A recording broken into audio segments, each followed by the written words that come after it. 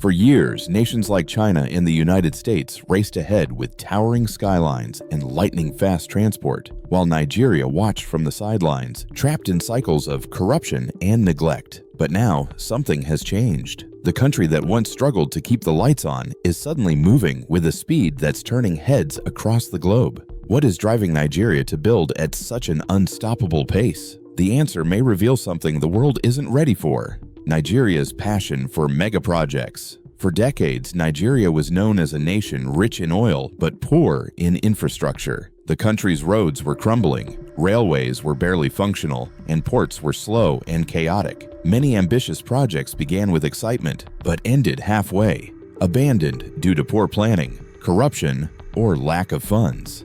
The refineries built to process Nigeria's vast oil reserves rarely worked at full capacity, forcing the nation to import fuel despite being one of the world's largest oil producers. It was a symbol of wasted potential and missed opportunities. But things are changing. In the last decade, Nigeria has started to dream bigger and plan smarter. Across the country, massive projects are reshaping its landscape. From highways that stretch across the coastline to new deep-sea ports and one of the world's largest oil refineries, Nigeria is showing a hunger for progress that few expected. The government and private sector are working together, joined by international investors who see opportunity where once there was only uncertainty. Today, Nigeria's economy is growing stronger. It remains Africa's largest economy, with a GDP that crossed $569 billion in 2014 and continues to expand at around 5 to 6% each year. This growth reflects not just numbers, but transformation.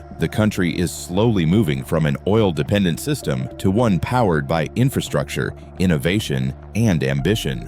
What shocks the world most is the scale of these efforts. Nigeria, once seen as a nation struggling to maintain the basics, is now building projects that rival those in Asia and the Middle East. It is not just catching up, it is trying to leap ahead. And the first of these mega projects is nothing short of breathtaking. Let's begin with the most surprising one: the world's largest single-site refinery. In Lagos, Nigeria, something extraordinary has risen on the shores of the Atlantic. Spreading over 6,000 acres of land in the Lekki Free Trade Zone stands a project that has stunned the world: the Dangote petroleum refinery. It is the largest single-site refinery ever built, and it represents a bold new chapter for Nigeria. The idea was born in 2012 when Aliko Dangote, Africa's richest man, decided to change Nigeria's story. For years, the country exported crude oil but imported almost all of its refined fuel. It made little sense for an oil-rich nation to depend on others for petrol,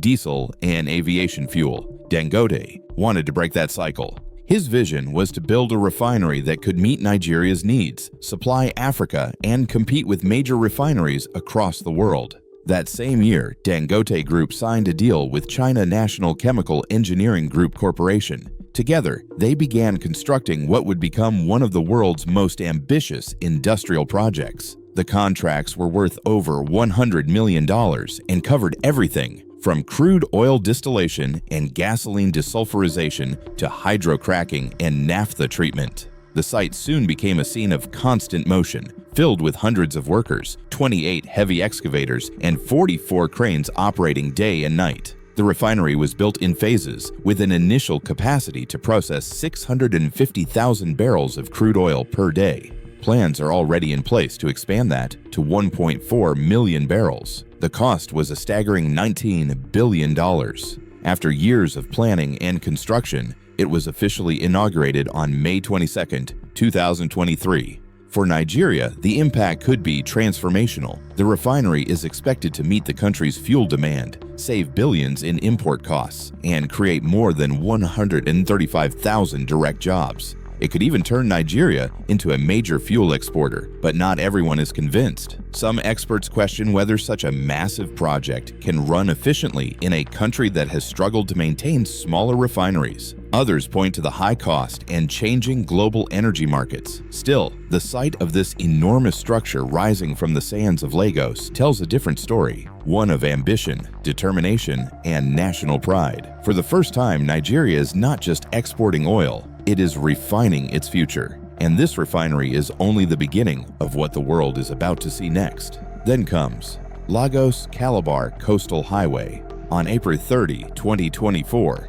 as the sun rose over Lagos, bulldozers rolled into the Oniru waterfront, a popular leisure hub where they cleared kiosks, restaurants, and other beachside businesses to make way for something monumental, the Lagos-Calabar Coastal Highway. It was the first sign that Nigeria's most ambitious road project in decades was finally becoming a reality. By the end of the year, over 700 structures had been removed as construction stretched eastward from Lagos toward Calabar, a city deep in the Niger Delta, 700 kilometers away. The idea for this coastal highway was not new. It had first been proposed in the late 1970s, intended to connect Nigeria's southern coastal communities and major ports. But for more than 40 years, it remained a dream, constantly stalled by political changes and a lack of funding. That dream has now been revived under President Bola Tinubu's administration. The Minister of Works, David Umahi, described the project as one of the greatest steps in Nigeria's economic journey. The highway, he said, would become Africa's most important economic corridor, transforming transportation and trade across the region. With a planned cost of around $12 billion, the government will fund about 30%, while the contractor, High-Tech Construction Company, will cover the rest. To recover costs, High-Tech will manage and collect tolls for 15 years once the road is complete. The highway will stretch across multiple states, from Lagos through Ogun, Ondo, Delta, Bayelsa, Rivers, and Akwa Ibom, before reaching Calabar. It is expected to take 8 years to complete and will connect millions of people, boosting tourism, trade, and investment along Nigeria's southern coast. However, not everyone views the project as purely positive. Environmental experts have raised serious concerns. The new road cuts through wetlands, mangroves, and other fragile ecosystems already threatened by erosion and pollution. Dr. Peace Nwairema, a geography lecturer at Ibrahim Badamasi Babangida University, warns that the highway could lead to habitat loss, soil erosion, and the destruction of marine life. She points to past projects like the East-West Road, built in 2006, which damaged fisheries, forests, and air quality across the Niger Delta. If completed, it will create one of the longest and most modern road networks in Africa, linking regions that have remained disconnected for decades. It is a bold statement of progress and proof that Nigeria's vision for the future is growing bigger every year. And after this, another surprise from Nigeria is about to unfold. Fourth Mainland Bridge. For years, the dream of the Fourth Mainland Bridge has hovered over Lagos like a promise waiting to be fulfilled. First proposed in 2006, this ambitious project was meant to ease the daily gridlock that grips the city and connect communities long separated by water. Yet almost 20 years later, the bridge remains unbuilt, surviving mostly as drawings and political speeches. Its story is one of vision, setbacks, and the unrelenting hope of a city that never stops growing.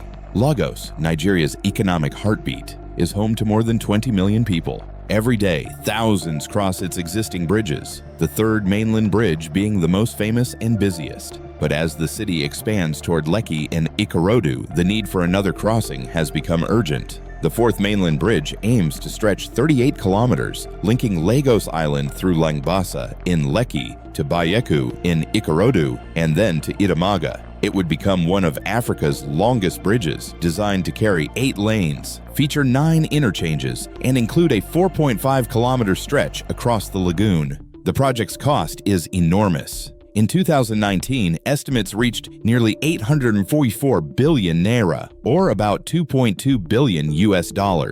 The Lagos state government initially planned to begin construction in 2017 and complete it by 2019, but obstacles quickly appeared. Compensation for displaced residents and property owners became a major issue. Hundreds of homes stood in the proposed path, and the government had to redesign sections to reduce payouts that would have run into billions. According to officials, around 800 structures will still be affected. In 2016, former Governor Akinwunmi Ambode tried to revive the dream by signing an agreement with a group of local and international investors, including the Africa Finance Corporation, Access Bank, Julius Berger, and J.P. Morgan.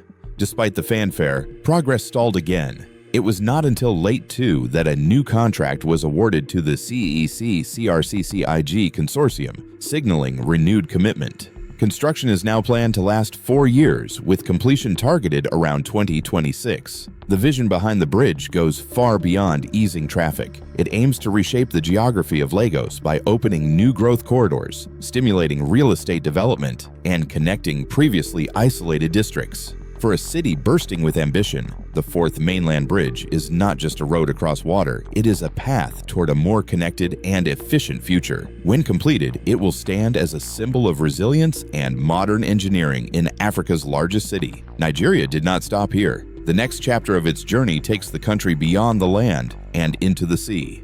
Bicassi Deep Seaport. In the southern part of Nigeria, where the Atlantic waves meet the lush green forests of Cross River State, a new vision is taking shape. It is called the Bicassi Deep Seaport, a massive maritime project that could transform Nigeria's coastline and the economy of the entire region. For decades, Nigeria's agricultural wealth has flowed outward through congested ports, slowing trade and raising costs. Now, this new deep-sea port promises to change that story by creating the nation's first agro-value chain-based port, one built specifically to export products like cocoa, palm oil, timber, and rubber. The idea for the Bicassi Deep Seaport was first introduced in 2014, but it remained a dream for many years as surveys, funding plans, and partnerships were negotiated. In May 2024, a major step was taken when the Cross River State government secured a $3.5 billion funding agreement with the African Export-Import Bank. The project is a partnership between the state and the UAE-based Arise Integrated Industrial Platform, which holds an 80% stake, along with support from Nigerian federal agencies. In December 2024, teams completed detailed hydrographic, geophysical, and geotechnical surveys. These studies mapped the seabed, analyzed soil quality, and assessed water depths, confirming that the Bicassi site could indeed handle massive cargo ships. The results brought the long-awaited dream closer to reality. The plan includes not only the construction of a deep-sea port, but also a 217-kilometer superhighway connecting it to key inland areas. Together, they will create a new economic corridor for Nigeria's south. The deep water capacity of the port means it can receive much larger vessels than those currently docking in the country's existing ports, easing congestion in places like Lagos and Port Harcourt. For Cross River State, the project is more than just an industrial upgrade. It represents a chance to position itself as a major maritime and trade hub in West Africa. With the region's rich natural resources, the port is expected to boost exports, attract investors, and create thousands of jobs. Yet, as with many large projects, the Bicassi Deep Seaport faces challenges. Critics warn about environmental risks along the fragile coastlines and question how local communities will be compensated for lost land. There are also concerns about financing and how it might compete with other major Nigerian ports. Still, optimism runs high. The Bicassi Deep Seaport stands as a symbol of Nigeria's determination to move beyond dependence on oil and embrace industrial and agricultural strength. And as the waves continue to hit the Bicassi shore, Nigeria's next big ambition rises quietly on the horizon to strengthen its independence and power generation. Guerrara 2 Hydroelectric Power Station. Among hills of Kaduna State in northern Nigeria is the site of the Guerrara 2 Hydroelectric Power Station, a massive clean energy project that reflects Nigeria's determination to move beyond its long-standing dependence on fossil fuels. For decades, Nigeria's energy story has been one of struggle, with frequent power outages, overburdened grids, and costly reliance on gas and oil. Now, with the Guerrara 2 project, the country is taking a bold step towards sustainable power generation. The journey began in May 2019 when the Nigerian Federal Executive Council approved a $1 billion loan from China's Exim Bank to fund the project. The idea was to build a 360-megawatt hydroelectric station on the Guerrara River, about 140 kilometers downstream from the smaller Guerrara Ue facility and roughly 40 kilometers from Abuja. It was seen as a crucial part of Nigeria's long-term plan to diversify its power supply, improve energy reliability, and support industrial growth in the north. Over the next few years, the project advanced through various stages of approval, In July 2021, the Nigerian Senate included the loan in its 2018 to 2020 external borrowing plan. And by December that year, the House of Representatives approved President Muhammadu Buhari's request for a $786 million loan from China's Exim Bank. However, as of 2022, the final loan agreement had not yet been confirmed, leaving questions about financing and timelines. Despite the bureaucratic hurdles, the blueprint for Guerrara 2 remains ambitious. The project will feature a massive gravity dam across the Guerrara River, a 100-meter-long penstock, and 6 turbines capable of producing 360 megawatts, generating over 1,100 gigawatt-hours of clean electricity annually. Construction is expected to take about 3 years with the goal of full operation by 2026. For Nigeria, the significance of this project goes far beyond numbers. It represents a commitment to renewable energy at a time when much of the world is moving away from carbon-heavy fuels. The Guerrara 2 hydropower station could help close the gap in electricity supply, support factories and industries across the north, and power thousands of homes with clean energy. The Guerrara 2 hydroelectric power station stands as a symbol of Nigeria's growing determination to build a stronger, cleaner, and more independent energy future. And as the turbines prepare to turn, Nigeria is not stopping there. Its next goal is to step boldly into the world of technology and innovation. Africa's future tech city in Lagos Free Zone, along the half-finished asphalt of the Ibeju-Lekki-Ipe Expressway out of Lagos, flanked by marshland, unmarked farms, and rows of fledgling developments, there is an invisible point after which some of Nigeria's laws suddenly no longer apply. In 2009, the Lagos state government declared a 150 square kilometer patch of land along the Gulf of Guinea coast, the Lekki Free Zone, offering tax holidays and other perks for companies who set up there. The idea was to attract investment by offering tax breaks and simplified business regulations. For years, the focus was on industrial and manufacturing ventures, but Itana introduces a new approach, one centered on the growing global digital economy. At its core, Itana aims to make it easier for startups and technology companies to operate in Nigeria and across Africa. According to Adetayo Oduwole, Director of Business and Compliance at Itana, the goal is to support the service sector, which has been largely overlooked in traditional free zones. The plan is to create a digital-first jurisdiction where businesses can incorporate, operate, and grow globally without facing the usual bureaucratic barriers that exist in Nigeria's business environment. The concept draws inspiration from successful models such as Delaware in the United States and Dubai's Internet City. Within Itana, companies can register remotely for a $2,000 incorporation fee and a small yearly renewal. They are also given access to official addresses, document processing, and other business support tools. The system is designed to be simple, transparent, and completely digital from the start. Physically, the project is being built in Alaro City, where the first 72,000 square meter mixed-use district is under development. It is supported by a $100 million investment from the Africa Finance Corporation.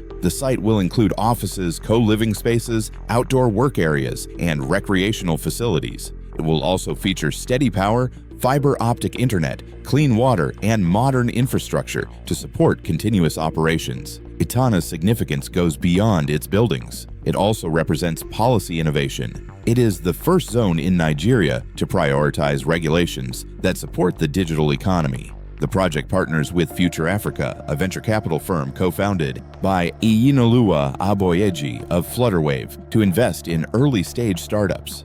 Together, they hope to build an ecosystem where entrepreneurs, investors, and regulators can collaborate more effectively. And just as this digital city begins to take shape, Nigeria's next surprising leap comes from another direction: its ambitious transformation of the nation's transportation system, high-speed rail and gas infrastructure network.